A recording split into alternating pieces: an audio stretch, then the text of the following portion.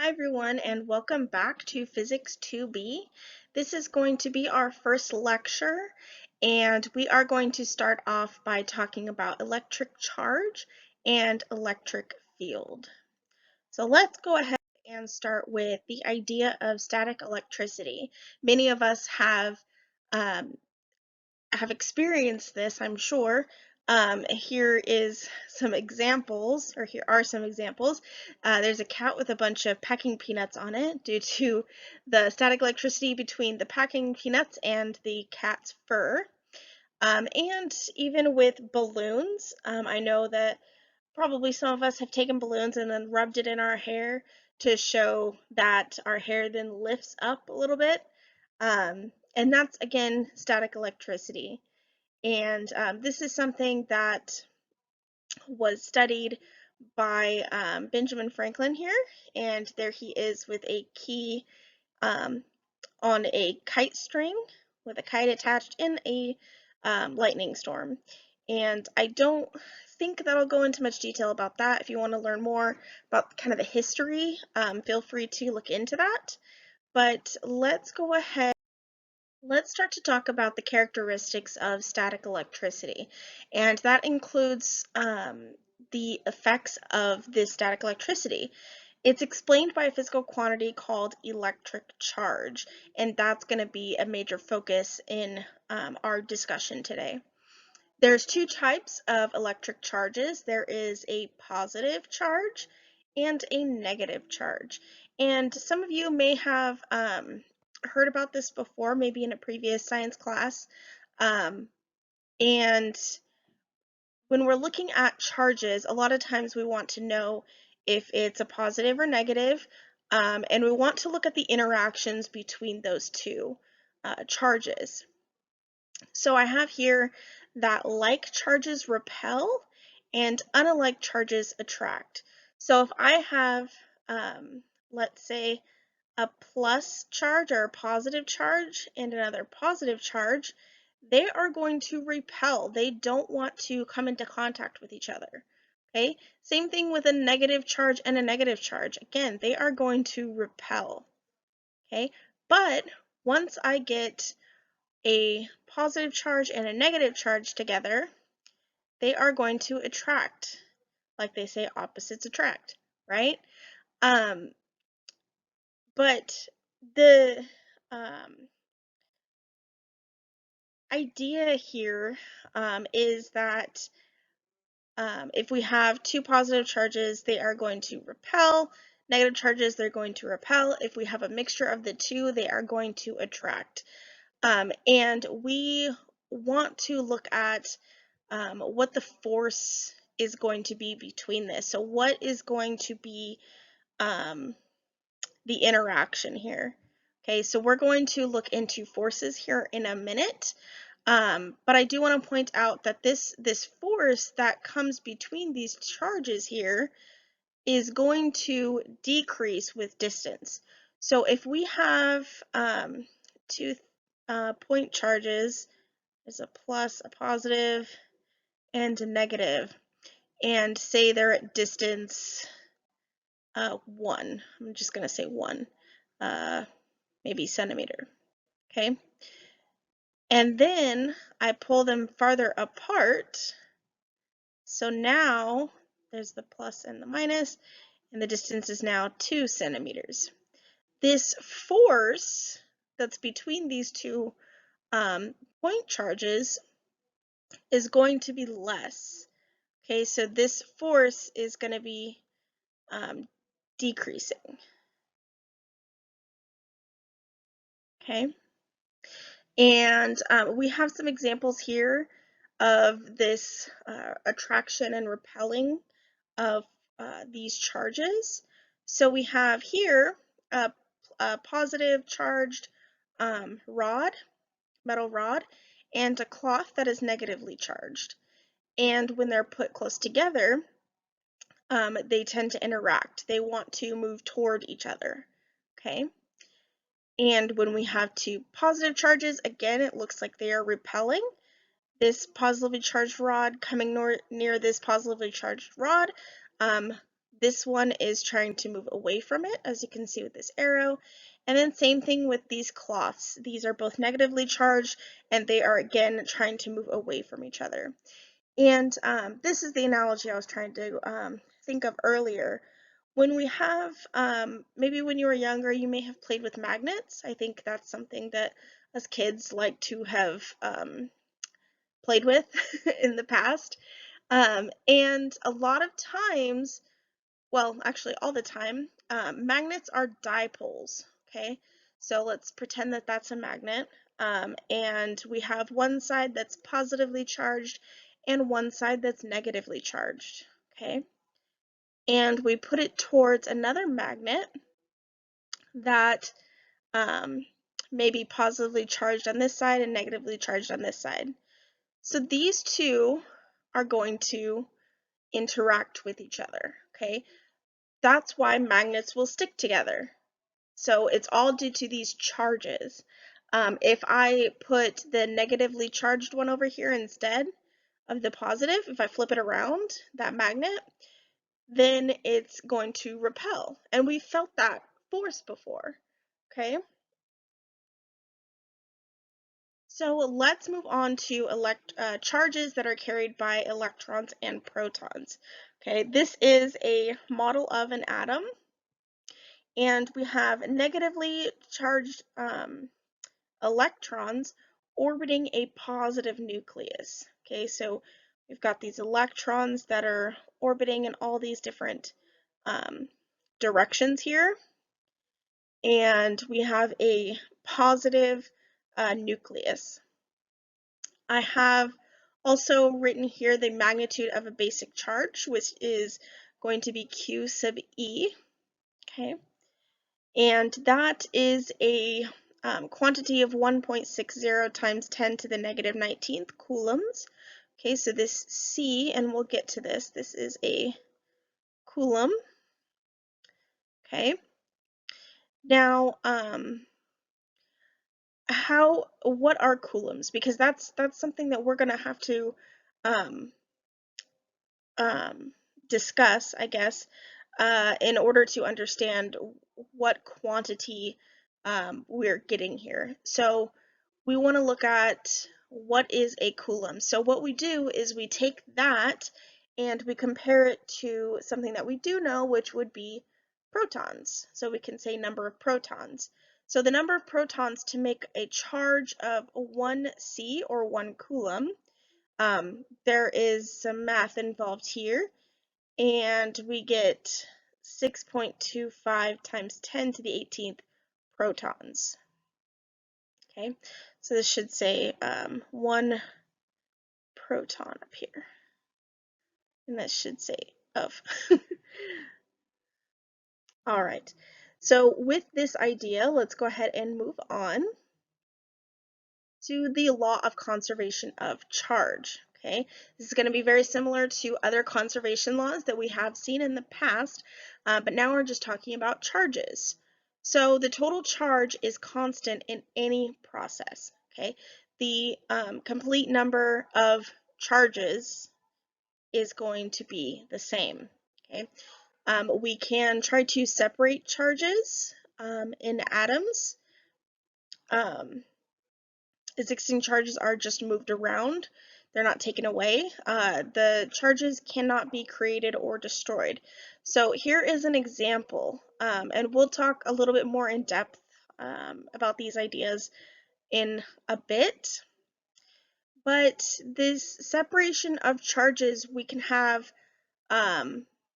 this is an amber piece that has charge and a piece of cloth. So we have 2 positive charges in this amber piece and 2 negative charges. And the cloth, we have 3 positive charges and 3 negative charges. Okay, the net of which both of these charges is 0, right? So this is kind of like when we were talking about force conservation, not conservation, conservation of momentum. We would always have some sort of overall net 0 if we're not moving, okay? Or the momentum will stay the same, okay, the total momentum. So if we put these together, okay, or they probably put them into contact, some kind of the amber was rubbing on the cloth, then we can have some sort of exchange of the charges, but they're not just going to go away, okay? So now in the amber we have 2 positive charges and 4 negative charges. Excuse me.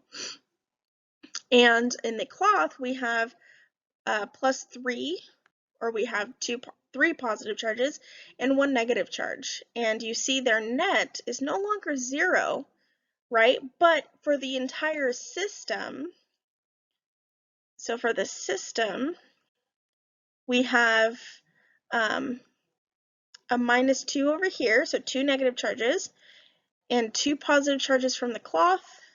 So the overall net, again, is going to be 0. Okay, so that again tells us this conservation of charge. All right, let us talk about conductors and insulators. So these are going to be very important to understand, okay?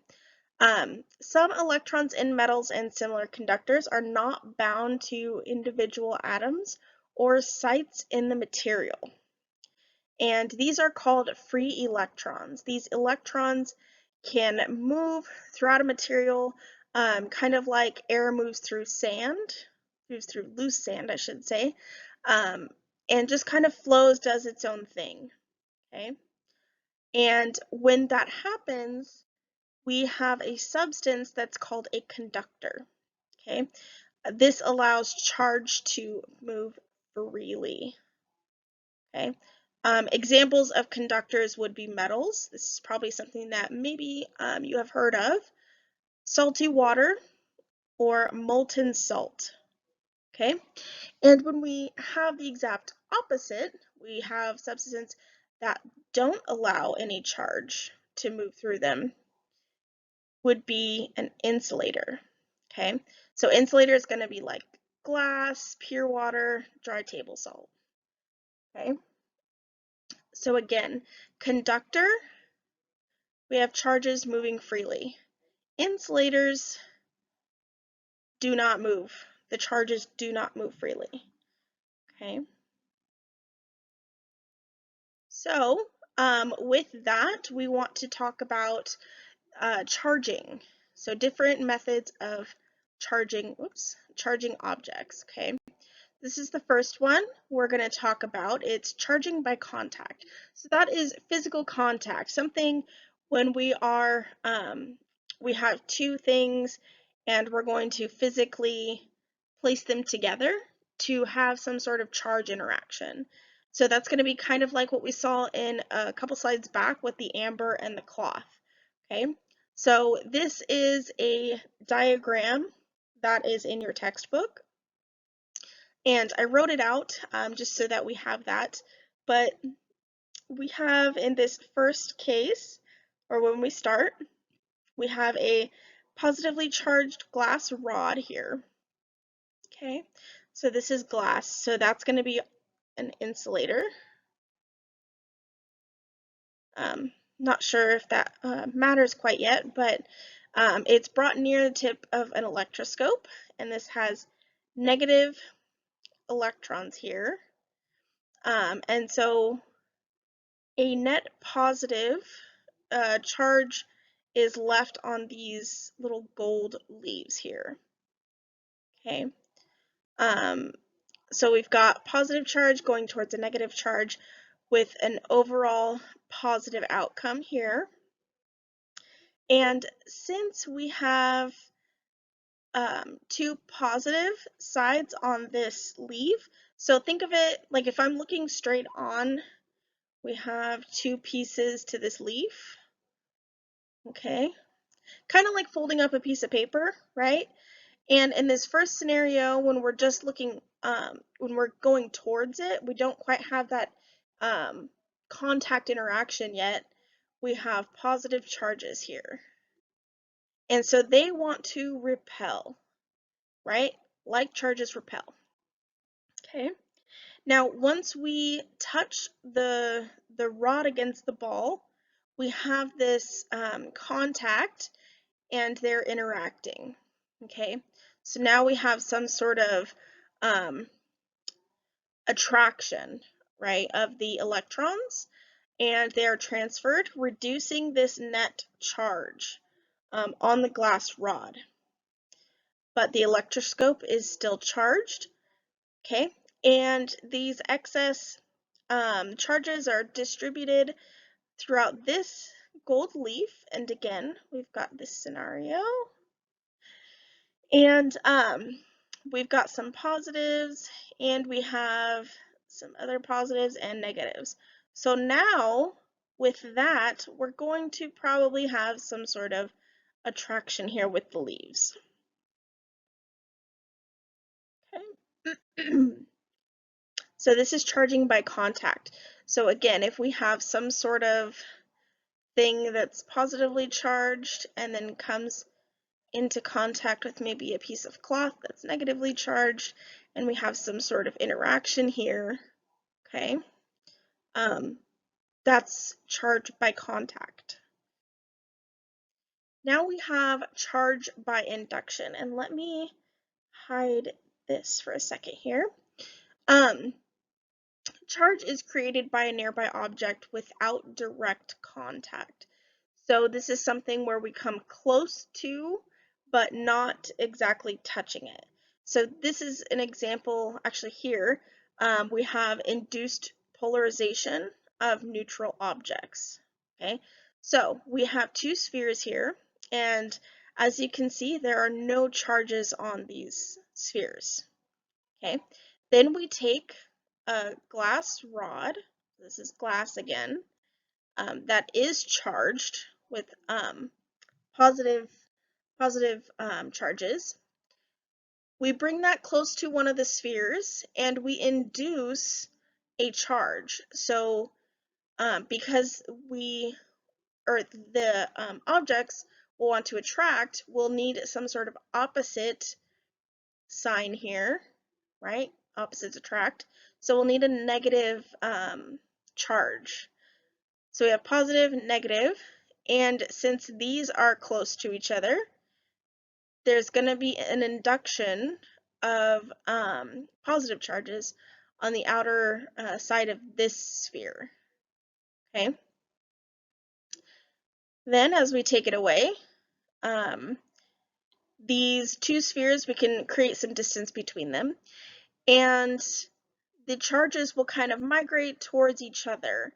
So again, there is some distance here, and they're not touching, okay? So no contact. But now we have an induced charge here. We actually call this polarization. And that's going to be the separation of charges in an object that remains neutral.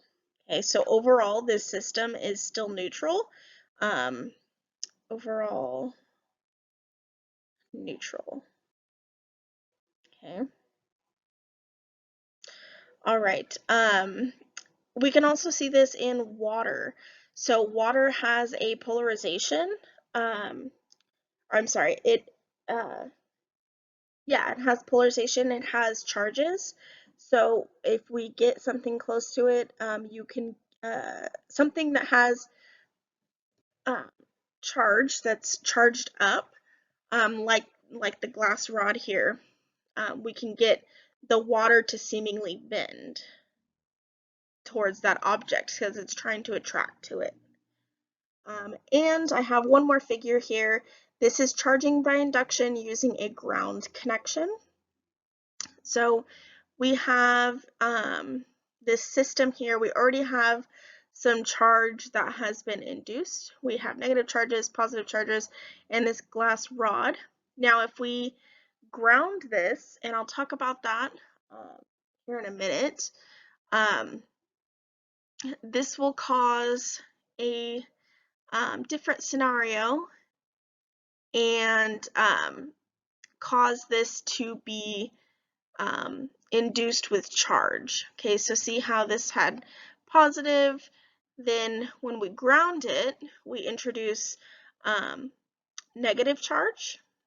Okay, it's like a negative connection here to here. And with that, we end up with an overall negative charge on this sphere. And I'll talk about that a little bit more in the future here. Let's quickly talk about Coulomb's law. And this starts with the idea of the electrostatic force. Like I briefly mentioned earlier, there is the existence of two types of charges, observation that like charges repel and unlike charges attract, and decrease of force with distance. So this is the idea of electrostatic force, and we want to encompass that all with some sort of equation or formula that describes all of that information. And Coulomb's law does just that. So Coulomb's law takes that information and put it into a formula. Okay, it calculates the magnitude of the force between 2-point charges, like I mentioned earlier, that are separated by a distance. So if we have 2-point charges, doesn't matter if it's plus, minus, minus, minus, plus, plus, okay, it's just any point charges, Q1 and Q2, that are separated by some distance r. Okay, so this is the formula. F is equal to K times absolute value of Q1 times Q2 divided by R squared. So what is K? K is a constant, and it is described here. Okay, so it's about 8.99 times 10 to the 9th Newton meters squared over Coulomb squared. And this electrostatic force here, this force, is a vector quantity, okay, and is expressed in newtons. So electrostatic force is F. I'm going to add that right here. Okay. Now, what do I mean when I say that it has a vector? Okay. Or that it is a vector quantity. So it has some sort of magnitude and direction, right? Remember, that's what a vector is. Magnitude and direction. Key on the direction part, right? So if we look at these two figures here, we have 2-point charges separated by some distance r, okay? This first case, we have two like charges, negative, and since they're going to repel, their force, electrostatic force, is going to be in the opposing directions, okay, the opposite directions. In this case here, we have opposite charges, one negative and one positive. So their forces are going to attract each other. So they are going to have force vectors that are pointed towards each other. Okay, so that is going to be your direction portion of your electrostatic force. Let's go ahead and do an example. We're going to compare the electrostatic force between an electron and a proton separated by this distance with gravitational force between them. Okay, so I have a bit of a reminders of what each quantity is, and then we can get started. So remember that electrostatic force we just went over is F is equal to K, oops, Q1, Q2 in and then divided by R squared, absolute value. Okay, so our electrostatic force between them is going to equal K, which I have written here, Okay. Our Q1 and Q2, those are going to be our charges of a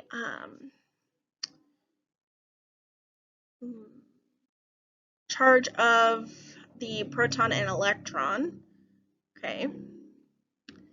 And then, yes, okay, so Q times Q, they are equal.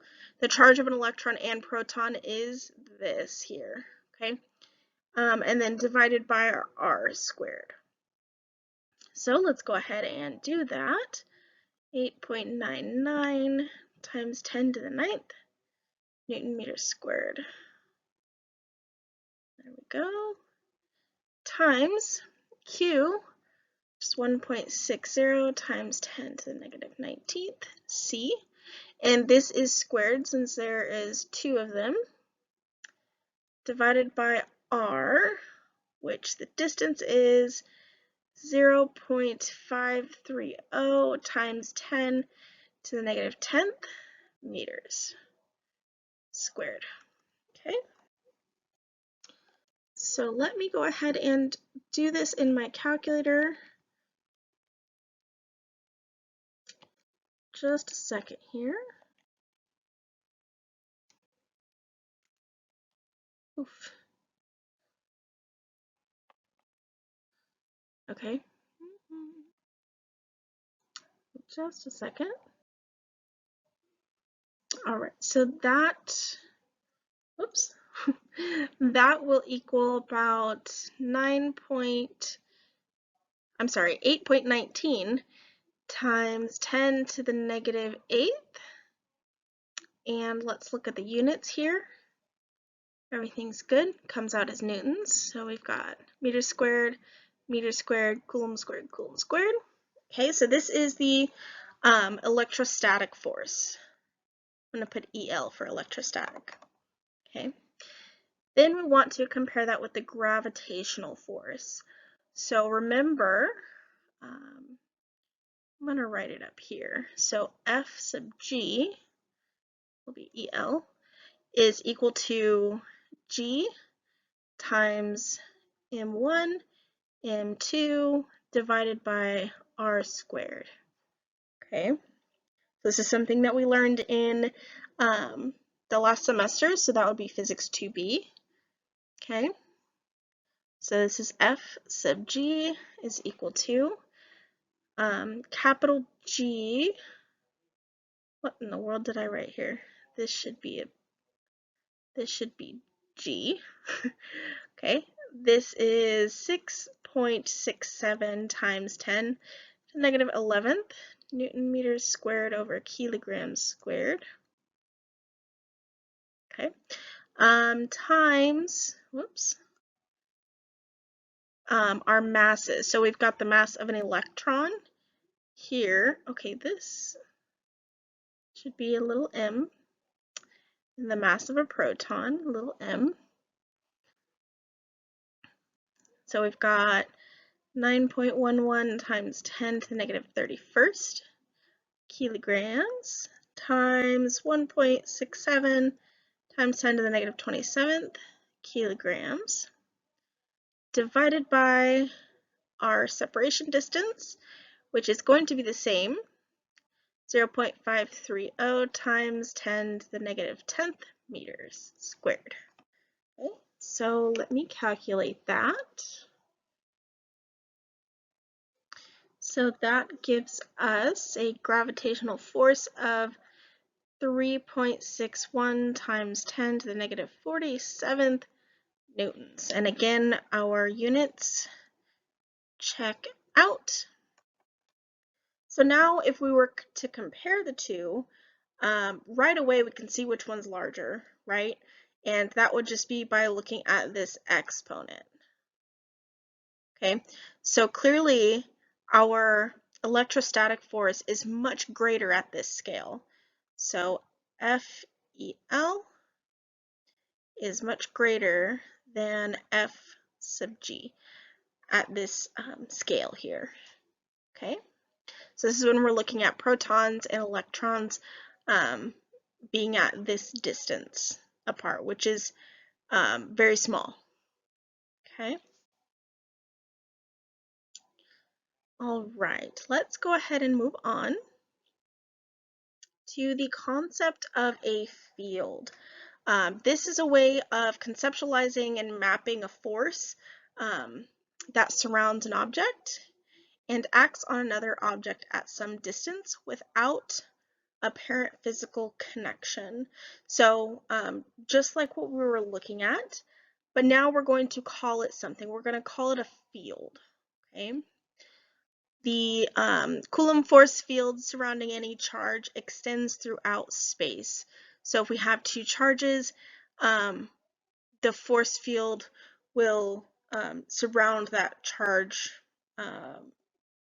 basically forever, right? It's just going to go and go. And using Coulomb's law, the magnitude of a force F for a point charge acting on a test charge at a distance r, we find this, right? This is just what we were looking at, right? Remember, F is equal to K Q1 Q2 over r squared. We're just plugging in different values. So if we are looking at a point charge, so a particle having a charge of Q, like this here, and that acts on any test charge, little q, say here, okay? So we don't know what that test charge is, it's just some little q, okay? We can find that the electric field is defined as E, electric field, is equal to the force, electrostatic force, F, divided by Q, okay? And I'm not going to go into details about this, but this is what we have found, and this electric field is a vector as well, okay? So note that these bold letters mean that they're vectors, okay? So I'm going to circle those vectors, okay? Now if I take the magnitude of that or just look at the values and not the direction, I can I can plug in our F, our force, that we found before using Coulomb's law, plug that guy in, okay, see it's right there, okay, plug it in, cross out anything that needs to be crossed out, and we find the electric field magnitude. Okay, so the magnitude of the electric field only depends on Q, which is our point charge, and R, or our distance between our test charge and our point charge. Okay, so this is an important note here. So E is equal to KQ divided by R squared. Okay.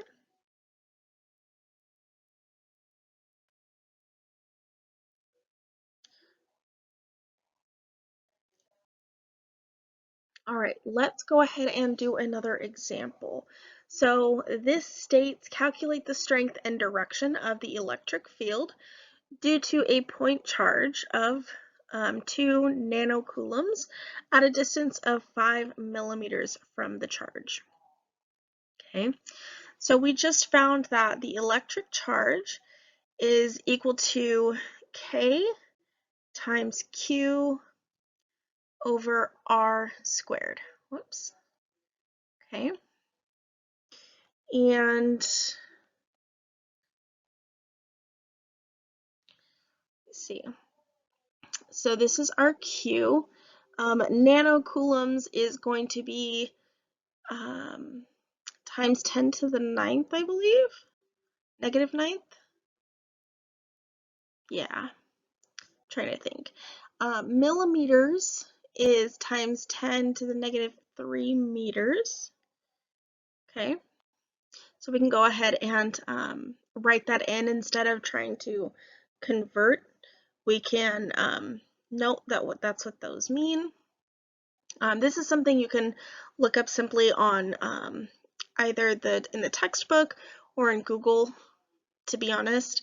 You can find out those conversions pretty easily. They're just powers of 10.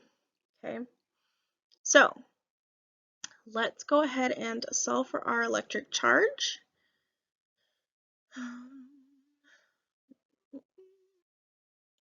Strength and direction of the electric field. Okay, so we have E is equal to K, which is 8, what is happening? 8.99 times 10 to the 9th. What are the units? Newton, what in the world? Newton, meters squared per coulomb squared, I think, yeah. Times our charge, which is 2.00 times 10 to the negative 9th coulombs, divided by 5.0 times 10 to the negative 3rd squared, meters. Okay, let me double check real quick.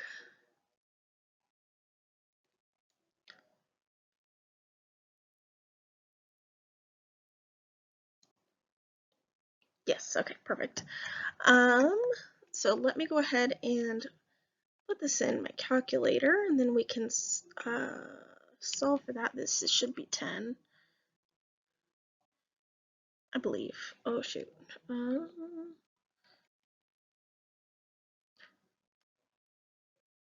no, it is 9.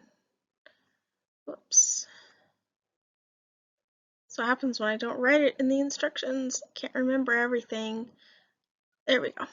Okay. So 8.99 times 10 to the 9th times 2 times 10 to the negative 9th, and divide that by 5 times 10 to the negative 3rd squared. So we have an electric charge of 7.19 times 10 to the 5th Newton. So this crosses out with that, and then 1 coulomb crosses out, so it's Newton per coulomb, which is good. That's what we want.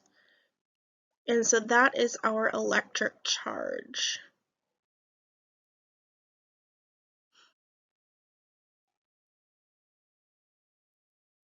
Now we want to look at the force. This is another example. What force does the electric field force found in the previous example exert on a point charge of negative 0.25 mu coulomb? So this is, mu is, what is that? Micro, maybe. So when you see a mu, that's going to be times 10 to the negative 6th. Again, this is something that you can look up on probably Google or the textbook, okay? So we just found our electric field force. No, we found the electric field E is equal to 7.19 times 10 to the 5th. So we just found that on this point charge. So this is a charge, this is like Q. Okay, so we want to know what force. So E is equal to the force divided by our point charge, or force is equal to Q times E. So now we previously saw this in vector form, but we can also take the magnitude, okay? So that's what we're going to do. So we're taking the magnitude, so we have force I'm sorry, that should not be there, just said magnitude, is equal to our point charge, which is negative 0.250 times 10 to the negative 6 coulombs. And we multiply that by our electric field that we found as 7.19 times 10 to the 5th Newton per coulomb. So we'll put that in here. 25 times 10 to the negative 6. And we get a force of negative, just going to write it like this, 0.1, let's see how many, 80 newtons. Okay, so now this tells us we had a negative point charge, so we'll have a negative force here. Okay, so this is our force now. Okay. All right, so with all of that information, we want to be able to visualize this because I'm throwing numbers at you, I'm throwing that there are vectors, but we're not really visualizing them, we're not seeing them. So we want to look at these electric field in a way that our brains can kind of comprehend and see more easily. So we use these things called electric field lines, and we can look at the strength and the direction. So just like vectors, okay, that's what these electric field lines are like. Okay, so I've got some basic examples here. Let's look at the top two first. We have two positive charges, okay, and one of them has a larger magnitude. Okay, so they have these, I'm sorry, I think, no, okay, these are two ways of representing them, I believe. So what we're doing here is we're looking at the force, I'm sorry, the electric fields of these charges and projecting them. Okay, so instead of doing a bunch of arrows as they go out, we can represent them with one arrow going outward. Okay, one thing to remember about this when we're drawing them, oh, and it shows it here, the difference between positive and negative charges. So positive charges are going to try to, I think of it this way. I think of positive charges are trying to kind of grab onto whatever they can, okay? That's what positive charges are doing. They're trying to reach out and get these negative charges. Negative charges, on the other hand, are just kind of collecting. That's, again, this is just my thinking. If this analogy doesn't work for you, just ignore me. But this is how I think of it. Negative charges are just kind of obtaining these positive charges, okay? So it looks like the plus charges are trying to reach out and the negative charges are collecting, okay? So that's one thing to note between the positive and the negative charges, okay? It shows you what the strength is by the number of field lines you have. So looking at B versus C, C has a lot more strength. Okay, so you can think of it as its magnitude is larger. Okay, we should be seeing a lot more of the field lines attracted to the negative charge here, versus this negative charge only has a few, right? It has 1, 2, 3, 4, 5, 6, 7, 8, versus at least double that over here. Okay. So that's one of the main concepts that we need to remember when we are drawing these electric field lines. Let me go ahead and do this example. This is an example of looking at the electric fields with your vectors here. So we want to find the magnitude and direction of the total electric field due to 2-point charges at the origin of the coordinate system as shown. Okay, so we want to find the value that's here and the direction that's here, but I'm going to show you how to do that.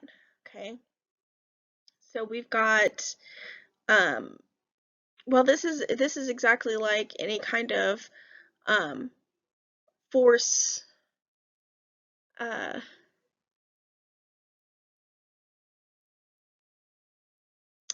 force type problem. Let me look at this a second. I don't think, wondering, I got this from the textbook, but I have a feeling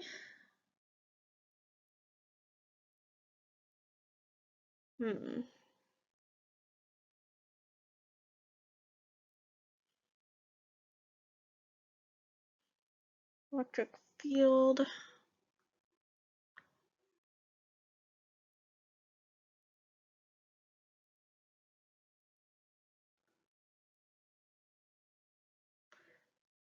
I have a feeling that some of these things were not given. So let me look at the textbook. All right, so when looking at the textbook, I found there's quite a few things that are on here that weren't given. So this value should not have been given, nor this value, or this value. Okay, so basically what we're given in the beginning, I'm going to draw it in black over here. We were given an origin, okay, and at some point Q1, I'm going to put it here, from the origin, that was 2 centimeters away. We were given some Q1, and then 4 centimeters away on the x-axis, I'm going to go ahead and label those, we were given some Q2. This is 4 centimeters approximately. Okay, so this is originally what we were given, and with that, we were told to find the total electric field due to the 2 points. So what we'll need to do is go back and remember that the electric field is equal to K times Q, it's Q, just Q, there we go, divided by the distance squared. Okay, and we're going to be looking at the distance from the origin. So we will have an E1 and an E2, our 2 electric fields. K is going to remain the same. I'm just going to write K, but we will be inserting that. Okay, Q1 is going to be this here. So we've got 5.0 times 10 to the negative 9th coulombs.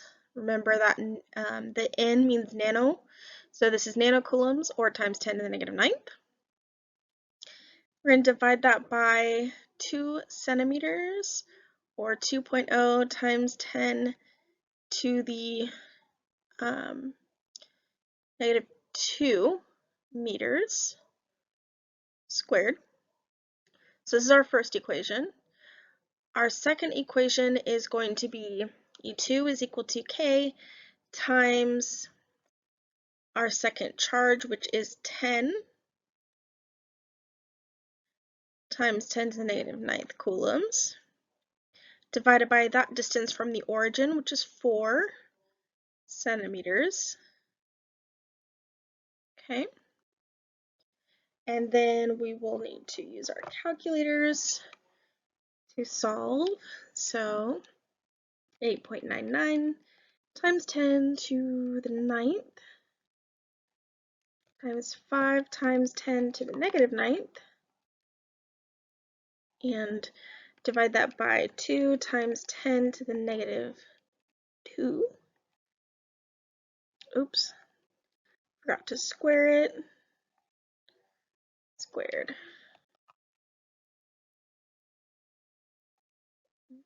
Oops.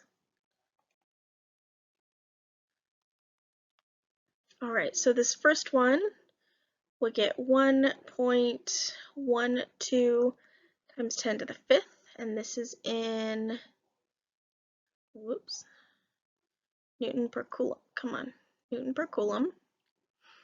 The other one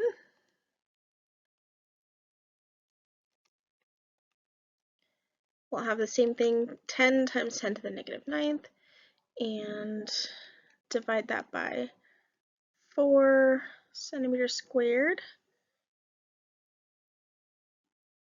and we get 5.62 times 10 to the 4th Newton per Coulomb. And these do check out. So we have our electric fields now, okay? And the direction, that's one thing that might get a little bit confusing, but what we're going to do is it's going to be whatever is in the opposite direction of your charge. I'm sorry, not the opposite direction, but your direction of charge. So this is a positive charge, so our electric field will be this direction. So if it was negative, it would be the opposite, but positive, it's going to be this direction here. Okay, same thing with this one. Positive, we have charges going away, or I'm sorry, field lines pointing away, that vector, okay? That's going to be pointing away. Okay. Now, with any kind of vector addition, we are going to find our total, which would be using the idea, let's see, I guess I can just use these values. So E total squared would be E1 squared plus E2 squared. Okay, so hopefully we remember that from last semester. And then we can find E total is equal to E1 plus E2. Oh, those are squared. And then under a square root. Okay. So once I do that, I don't want to plug in all of these numbers, so I'm just going to go ahead and put little arrows there. Okay. I know it's messy, but it works. So we have square root of 1.12 times 10 to the 5th squared plus 5.62 times 10 to the 4th squared, all under a square root, and we get, perfect, we get 1.25 times 10 to the 5th Newton per Coulomb. So that is our total electric field due to those point charges at the origin. Oops. And then it also wants us to find the direction, and that will be using that, I can't remember the exact name of it, but I'm just going to call it theta total. It's going to be tan inverse of E1, that's going to be along our y coordinate, oops, over E2. And this is, I want to say it's something like tan inverse of our vector in the y direction, vector in the x direction. Okay, so it's this equation here. Okay, but now we're looking at electric fields. So we can apply these vector rules to many different concepts. Okay, so once we do that, let's go ahead and do that. So E1 is 1 point, should probably put parentheses, 1.12, 10 to the 5th, oops, divided by 5.62, 10 to the 4th, and we get about 63.3 degrees, or 63.4, something like that. And now we have our magnitude, magnitude, and our direction of our electric field. Okay? All right. Moving on to drawing these electric field lines. So I just did a lot of the mathematics behind it. So let's look at how to draw. So these are a few rules, I would say. These are rules to drawing them. Field lines begin on positive charges and terminate on negative charges, or at infinity in hypothetical case. Okay. The number of field lines leaving a positive or negative or entering a negative charge is proportional to the magnitude of the charge. So like I said before, when we were looking at maybe a charge that just has these versus one that has this, okay?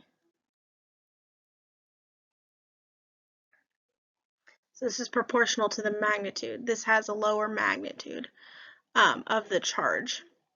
The strength of the field is proportional to the closeness of the field lines. Okay. So if we have a very dense field, so these are pretty spread out. We have a denser field, say like that. We've got a lot over here and less over here even. This is more dense, so we have the strength of field is higher, okay, than this over here. The direction of the electric field is tangent to the field line at any point in space, and field lines can never cross.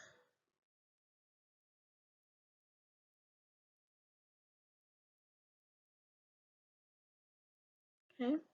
The last one, well, I can't go back. I can show it on here. So we've got two different scenarios. So we have where we have two point charges interacting, and they're both negatively charged. So we have the arrows pointing towards them, okay, and they repel, right? So there's a bunch of space where we don't even have any lines, and that's because they're repelling, okay? We can't connect these two. They don't attract like charges would be, okay? So if we kind of analyze this picture a little bit, we can look at the number of field lines entering the negative charges, and it looks about the same, right? They're about the same number of field lines. We've got strength of the field, closeness of the field lines. So around here, you can see they look like they're pretty far apart. And then over here, it looks like they're a little closer. Here, they're very close. So very close lines. Okay. This tells us about the strength of the field. Okay. Direction of electric field is tangent to the field line.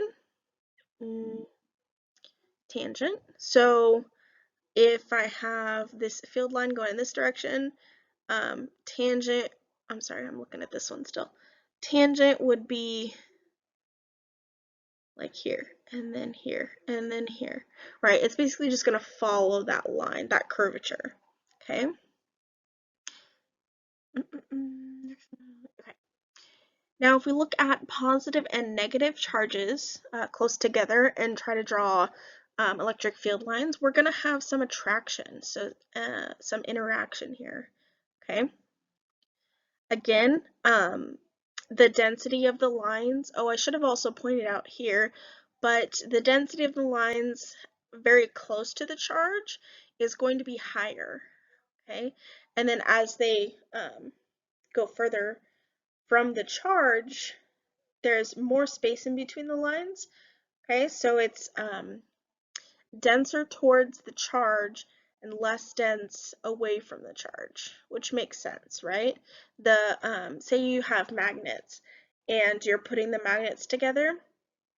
When you reach a certain point and they're opposite charges, they're going to attract pretty easily. But as you take them away, there's not a very good attraction there. Okay, so it's the same sort of idea here. Okay, so we've got our two charges, and we have the positive charge and going to the negative charge. Okay. Again, like I said before, the positive charges, it's like they're kind of reaching out and trying to find negative charges, and negative charges are just sitting there and collecting. Okay, so that's how I think of it, or maybe like pulling them in. Okay, so this is the idea of drawing electric field lines, and we'll get some more practice with this. Okay, let's talk about conductors and electric fields in static equilibrium. So this is going to be just some quick information. Okay, conductor placed, I should say placed, in an electric field will be polarized. Okay, so anytime a conductor, remember a conductor is something like a metal, right? Like a metal, that's an example of one. It allows the flow of charge, right?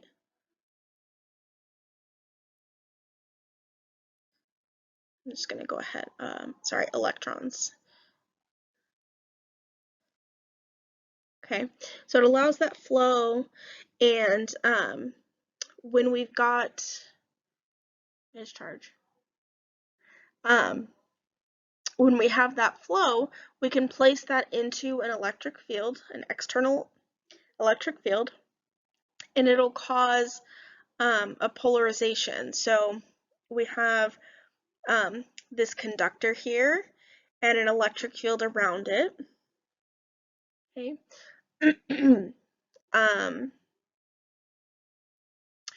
And this will cause this polarization. So we've got a buildup of negative charges where we have this direction of flow of the electric field, and then a positive charge collection over on the other side, and that is where we've got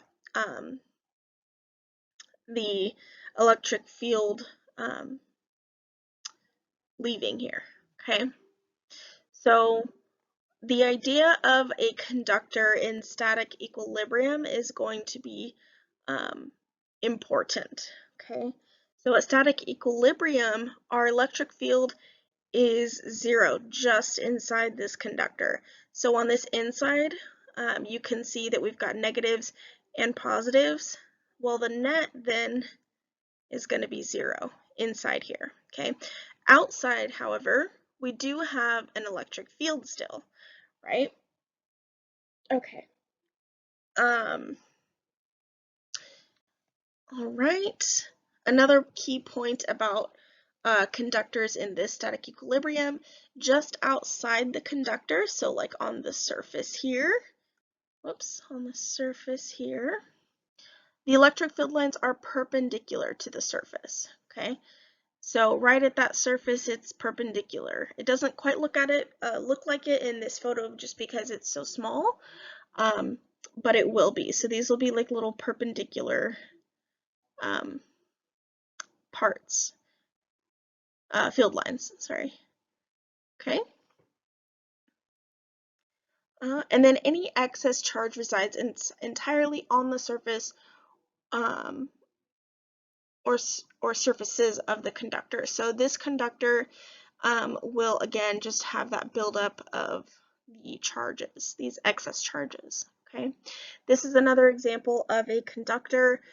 We have two metal plates, and then we have these field lines flowing from the positive to the negative. Okay. So one big application of conductors is the Faraday cage, and this is something that's really interesting to me because it's just so different. It kind of seems like a magic trick, but it's really not. I can probably post a video about Faraday cages because they're pretty interesting to me.